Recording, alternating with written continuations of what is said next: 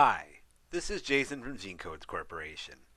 Today, we are going to look at IBIS, one of the features of our newest offering, CodeLinker. CodeLinker offers a rich set of tools to visualize, explore, and analyze RNA-Seq and microarray data. One of CodeLinker's most powerful tools is the Integrated Bayesian Inference System, or IBIS. What makes IBIS so powerful is its ability to home in on the most important information in your data set. You determine what is important by defining your own variable file. The sheer quantity of data that RNA-Seq provides is both a boon and a burden. Sorting through all of the data can be a huge time investment. IBIS gives researchers the ability to find their target genes of interest in seconds. The rigorous analysis IBIS performs goes through each gene in the data set and finds patterns in the data.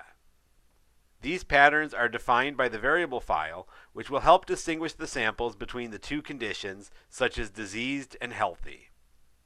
Let's look at how to do that. Here is CodeLinker's import data window. You can see that there are 23,414 genes in this data set. You can also see that there are 9 different samples that are classified as either tumor-bearing or wild type. We can use IBIS to perform a linear discriminant analysis search of this data. The IBIS search process evaluates the accuracy of each gene when used as a linear discriminator. Those genes that are the most accurate are called protoclassifiers. Here you can see the protoclassifiers from our search in the IBIS search results viewer. The results are sorted first by the accuracy value and then by the mean squared error. The top 1,000 results are shown. First, let's look at one of the genes with a 100% accuracy, MED17. The position of each point along the x-axis represents the expression level of the gene in one of the samples. Since this is a one-dimensional IBIS, the position along the y-axis is assigned randomly for easy visualization and doesn't mean anything. The color of each point indicates the sample's category. The background color of the scatter plot shows the IBIS classifier's prediction. You can see that for MED17, all 5 of the tumor-bearing samples are in the tumor-bearing region of the classifier, and all 4 of the wild-type samples are in the wild-type region. Now let's compare that to a gene that only has 67% accuracy, YTK6.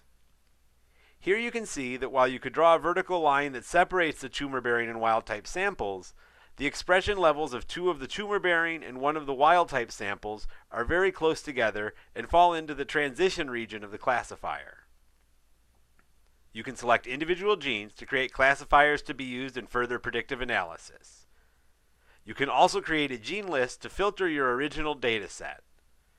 If you will recall, we started out at import with 23,414 genes. Even after removing 0 values and normalizing, there were still 20,079 genes. If you select only the protoclassifiers with a 100% accuracy, you can create a gene list of 390.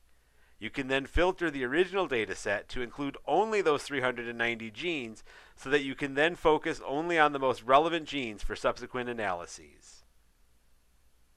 This has been a brief introduction to IBIS, which is just one of the predictive tools that CodeLinker has to offer.